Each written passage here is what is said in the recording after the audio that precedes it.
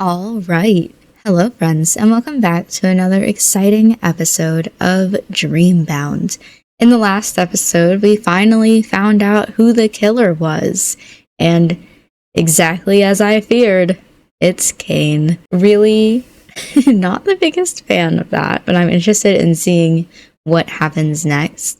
What is Noah going to do now that he's found out that his best friend slash kind of crush has been going around killing everybody, both like around them and then also like Noah's family? Like, what's up with that? To be honest, I'm not even sure what I would do if I found that out about my best friend. So let's hop on in and let's see what Noah's decisions are.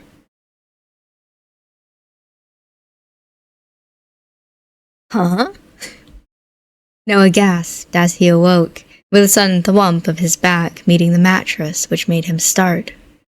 His eyes snapped open, and, feeling more than a little dazed, he glanced about his room. His room, however, was not as he remembered it, oh no? He was not in his apartment, with the trashed canvases and the dried-out paint palettes scattered across the floor, and neither was he in Kane's pristine home. It seemed instead as though he had gone back to his childhood. The bookshelves and the wardrobe and the desk were all intimately familiar, but they were relics of a different time, a bygone era. They were all shadows from his past. For a few moments, Noah wondered whether the intensity of that dream had muddled his mind when, oh no, I am in my parents' place. I came back here with Kane so I could talk to Asher. How could I have forgotten? Noah's head throbbed. He sat up, wincing, the covers shifting about him, and pressed a shaking hand to his temple. Kane. Noah could remember everything he had seen in his dream in vivid detail. Kane had been there, and so had Asher. It had been raining, Asher's long hair clinging to his pale skin, rivulets of water coursing down his cheeks as Kane... Another fork of pain pierced Noah's head. He didn't want to think about it. He didn't want to believe it, but Kane, he really did mean to kill Asher. He killed my parents. Kane's killings might have taken place in dreams, separated from the real world, but what was real and what was not had begun to blur in Noah's mind. He could no longer see where his dreams ended and reality began. Kane might have killed them in their dreams, but they still died in real life. Doesn't that make him a murderer? I guess it could have been an accident at first with my mother, but he kept on doing it. There's no way Sebastian's death was an accident or Luca's. He knew what he was doing. He's a cold-blooded killer. But why did he do it? Noah turned this question over in his head for several minutes, all while sitting up in bed, his body motionless. He stared at the wall with sightless eyes, his fingers scrunched up on his lap. Before, with a sigh, he rose, staring back at the spot next to him in bed, the spot Kane had been in last night, the spot they'd been pressed together in. I need to talk to Kane. This, however, was easier said than done. Noah changed, then shuffled downstairs. He looked for Kane in the living room, where he had been sleeping, in the kitchen, where he might conceivably have been preparing breakfast, but... He's not here, huh? Well, that tracks. Of course he isn't. I don't imagine he'd want to hang out after I caught him holding a gun to my brother's head. Still, that really proves it, huh? What happened last night? It wasn't a dream, or rather it was a dream, but it's a dream that really happened. Kane was seriously going to kill my brother. How can I make any excuses for him now? Noah did another scan of the house, wondering whether he might happen upon Kane, but he didn't truly believe in it. He already knew, deep down, that Kane was gone. Did he run away? And after he told me to confront the past, too. What a hypocrite. Noah did notice something curious, however, in his search. Kane's car was still parked outside in the driveway. He had gone, but he couldn't have gone too far. I wonder what the odds are that he just headed out early to pick up some groceries. Yeah, probably not.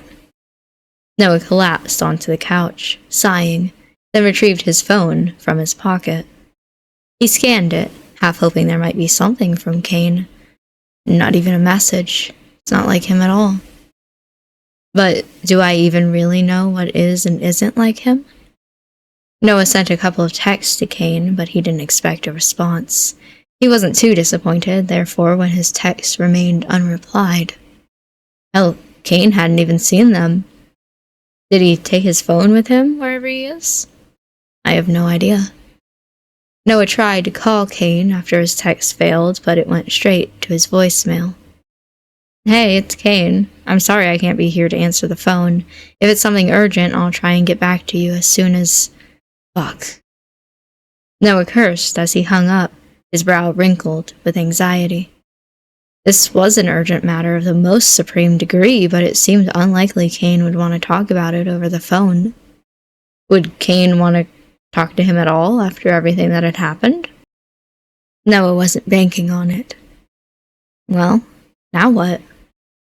Noah cast his phone onto the table and leant back in his chair. He thought about Kane and about their confrontation last night. Then he thought about Asher. He remembered his brother's face and how stricken he had looked, how wide his eyes.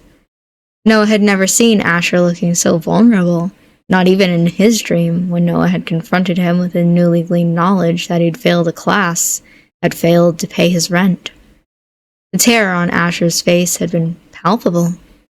But of course it was. Kane did have a gun pressed against his head. I wonder. Anxiety began to curdle in the pit of Noah's stomach. Not for Kane this time, who might have done something foolish, but for Asher. Kane had left Asher alone in his dream, but there was no guarantee he hadn't returned to finish the job off. It seemed important, all of a sudden, that Noah call his brother. He had to know if he was all right. Noah retrieved his phone once again. Then, with shaking fingers, he pulled up Asher's contact info and called him. The phone buzzed as Noah pressed it to his ear, and he cursed under his breath. Come on, Asher. Pick up the phone. Come on, come on, come on. The phone rang for what felt like entirely too long. Noah's insides, all the while, squirmed. He was just about to begin to lose hope when, on the 7th ring, it connected. Hey, Noah, what the fuck? Asher's voice was bleary from a lack of sleep and not particularly happy. This, however, was par for the course. Asher was never happy when he spoke to Noah. He sounded just about the same as usual, no worse for wear after his brush with death. Did he not remember it? Hey, Asher, I just wanted to ask. I don't care what you just wanted to ask. It's 6:30 in the fucking morning. There better be some good fucking reason to wake me up at this godforsaken hour. Unless you're just trying to piss me off even more. He hadn't been talking to Asher for all that long, but his relief in knowing Asher was alright was rapidly dwindling. Part of him had to wonder whether it would have been such a bad thing really if Kane had killed him. But no. Asher might have been a dick, but he didn't deserve to die. No, I'm not trying to piss you off. Why would I bother? I seem to piss you off just by existing. Noah's reply was deadpan, devoid of the earlier anxiety he felt. He wouldn't have been surprised if Asher had ended the call then and there, but, well, you're not wrong about that. At least you're self-aware. He snorted. Now what the hell do you want? This might sound kind of weird, but I was wondering if you dreamt anything last night. Yeah, you're right. That is weird. Asher scoffed. Don't tell me you called me so we could have a heart-to-heart about our fucking dreams of all things. No, I'm not delusional.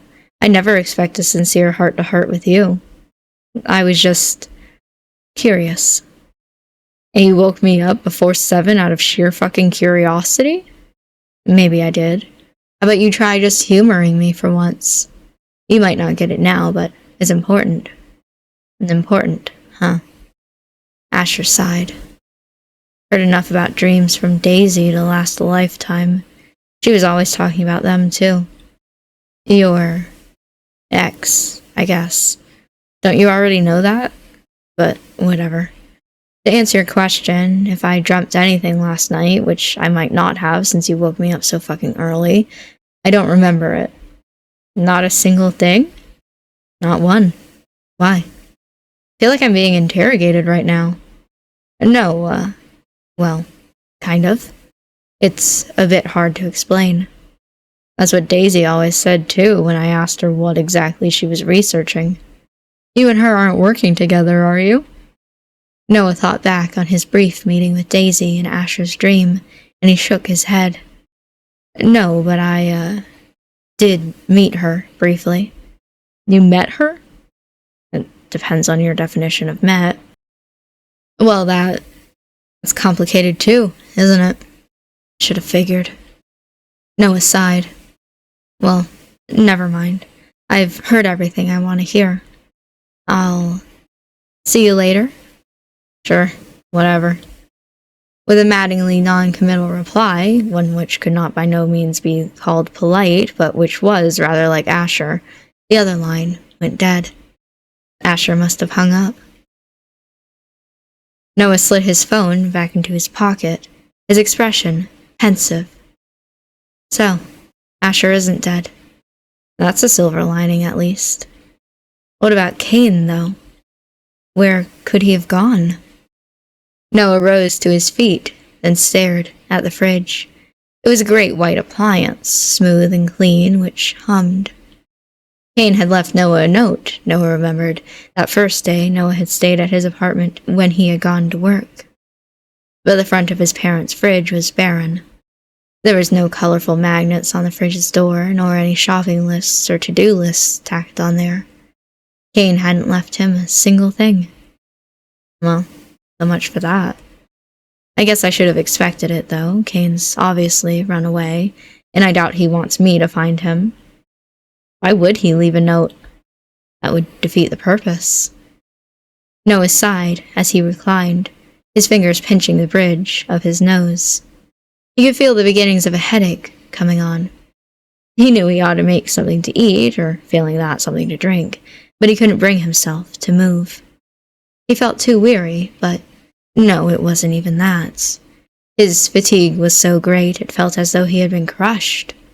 Noah hadn't had to worry during the last week about making his own food.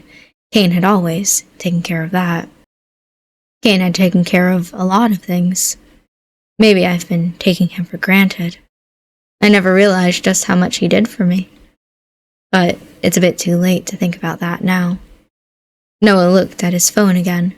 His texts and calls had all gone ignored or unanswered. Is this how Kane felt when I didn't reply to him? I've never been on the receiving end of this before. It's not a great feeling. Uneasily, Noah gnawed at the inside of his cheek. He gnawed so hard it hurt. The taste of iron filled his mouth, and he winced. Ouch. Of course, if Kane had been there, he would have chided Noah for that. He continued to live up to his teenage title of the mom friend, even now. August might have been gone, but Kane had always been determined to look after Noah. He had done his very best, hadn't he?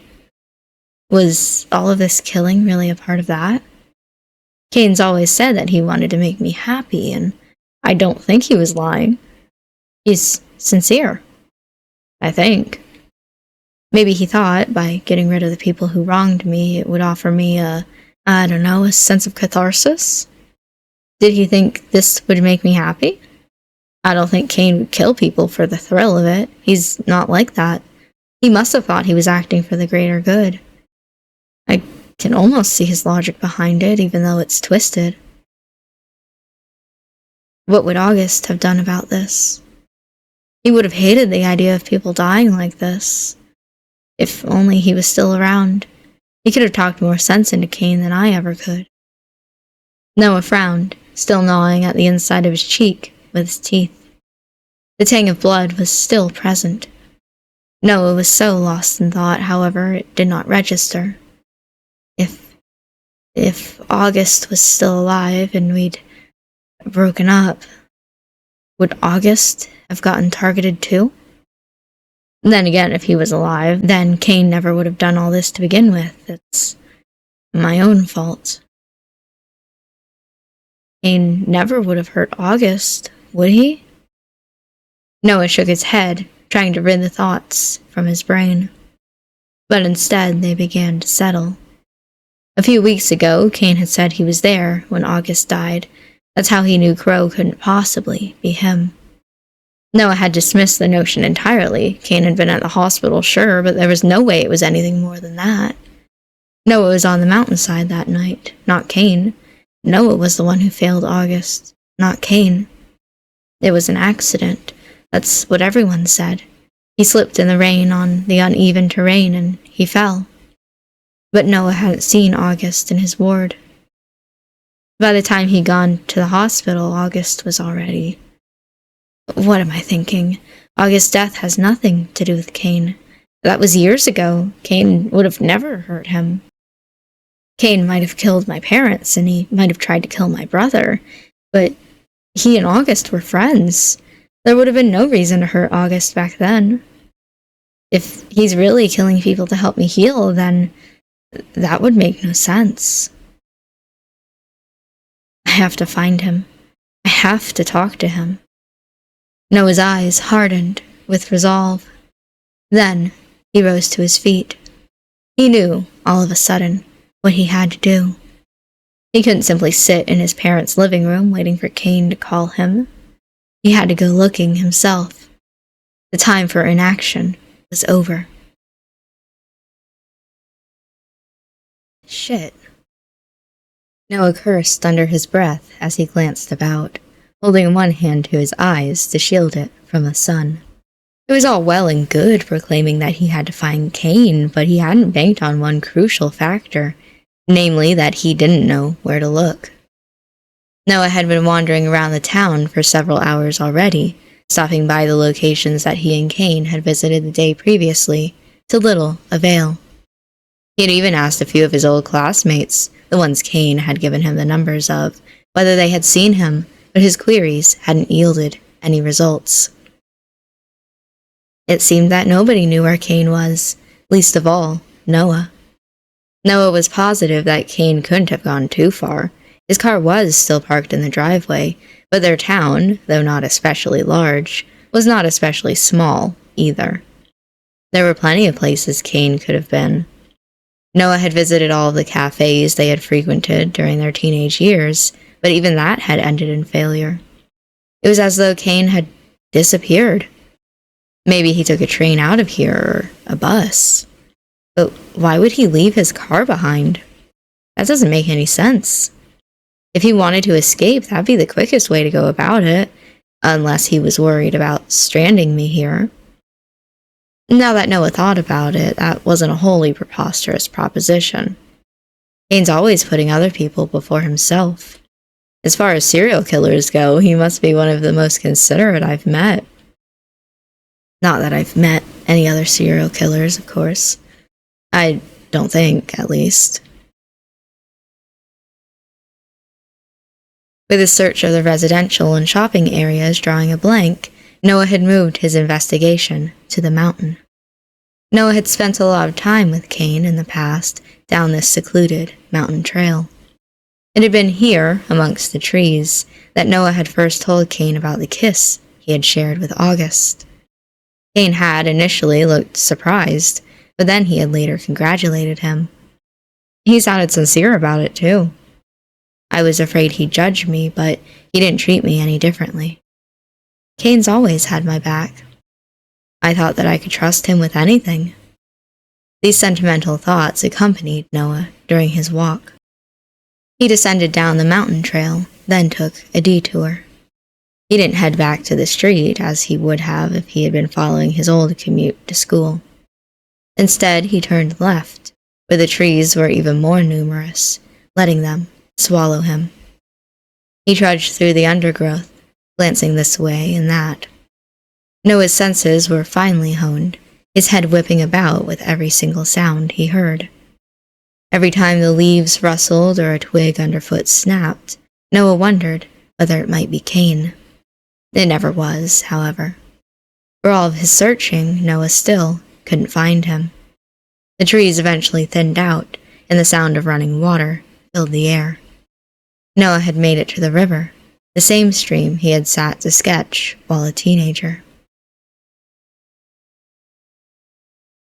Noah had always liked this place.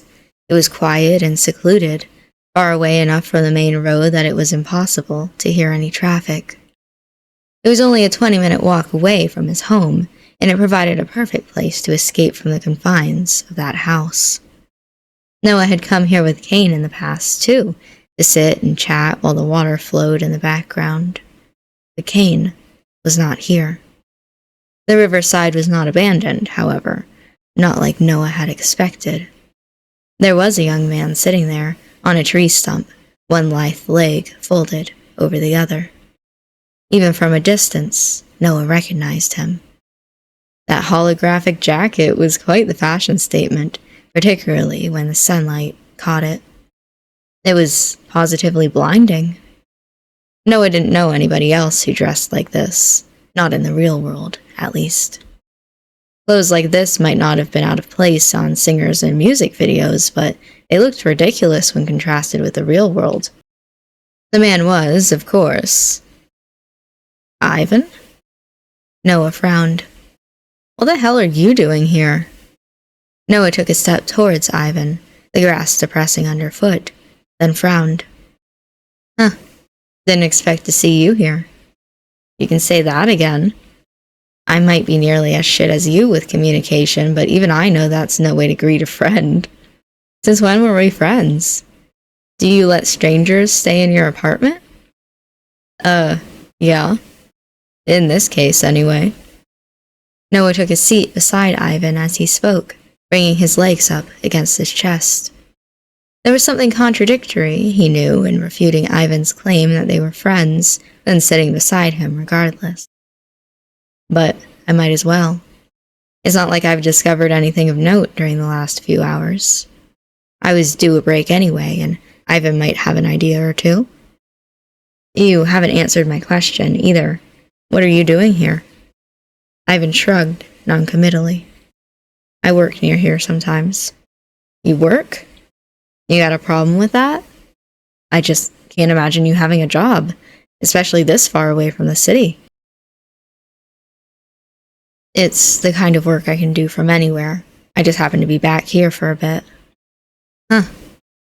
What are the chances you happen to be in my tiny little hometown? What a coincidence. You're from here? Yeah, I was born here. Stayed until I was 17 or so. Then what are you doing here? I came with Cain to investigate those murders and to sort some shit out with my brother, I guess. You're looking awfully alone for someone on a trip with their friend. Cain and I had a bit of a fight. Has his obsessive protectiveness of you gotten a little old? What? He's not like that. Of course he is. That's a man that doesn't give a shit about himself. I can relate to that, at least. That doesn't make any sense. He's always cared about himself. His looks, his grades, the way people perceive him. From my point of view, he's always cared about his ability to look after you. How to be successful and well-liked to be in the position to care for someone, right? Not that I care. So you solved your little murder problem yet? That silence is rather telling. I caught him. I caught him in the act. The killer? Noah nodded, eyes to the ground. A small part of Noah still wanted to cover for Cain, even after knowing all he had done. He didn't want to betray him, not to Ivan, whom Cain had never liked. But it seemed silly to worry about betraying him now.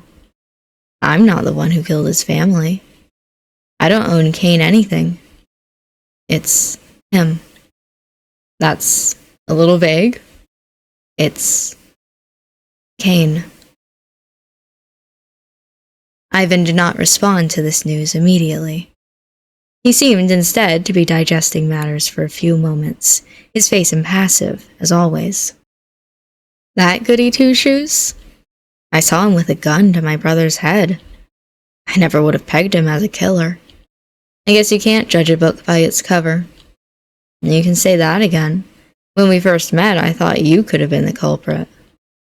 Thinking about it, it makes sense. He has a hero complex when it comes to you. And now he's trying to make anything that hurt you vanish. I wonder if he wanted to kill me, too. I would have enjoyed that. That's not a normal reaction. If I ever claimed to be normal. Point taken. Noah fell silent. He observed the gently flowing river, whose surface rippled uneasily, the water undulating as though it were alive. Many years ago, when he had been back in high school, Asher had thrown all of his sketchbooks into that river. Noah could recall taking off his shoes and socks by these banks, then wading in there to retrieve all of his damp, sodden sketchbooks. He had known, of course, as the sun beat down on him, that it was a wasted effort. The sketchbooks had all been ruined. They'd been waterlogged, the delicate watercolors and pencil sketches inside sodden. August had found them back then, and he had helped him, but it still hadn't been enough. Noah had appreciated it all the same, though. He hadn't been used to people standing up for him, people other than Kane, that was. Kane was there for me before August was. We've known one another since we were kids. Is that why he did what he did? Maybe he felt like it was his duty to protect me during all the times when he wasn't there. Noah shook his head. Dwelling on the past would do him no good. He had been thinking of the past for 6 years, and as a result, he had stagnated. If I hadn't wallowed in my own misery for as long as I did, maybe Kane wouldn't have felt compelled to try and tidy up my past. It's too late to regret all of this now, of course, but I wonder what could have happened if I had tried a little harder. So, what do you think? Noah looked back at Ivan, suddenly desperate for somebody to talk to, desperate for somebody to pull him out of his head. What do I think about what? About the fact that your best friend leaning towards boyfriend is a serial killer? It's not like that. We're just friends. Ivan just shrugged. I don't really care. If he wants to kill people, then whatever, it doesn't really affect me. I'm not sure why I bothered asking.